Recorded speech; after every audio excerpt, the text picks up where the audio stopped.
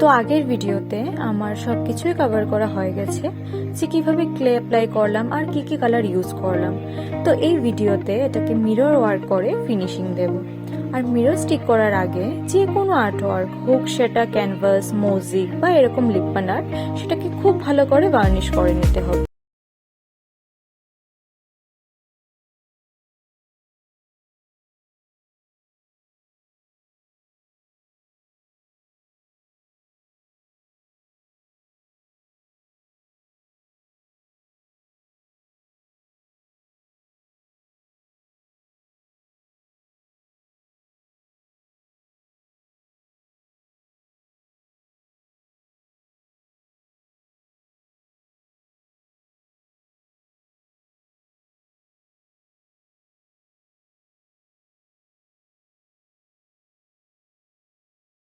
তার সাথে মিরর ওয়ার্কটা কমপ্লিট।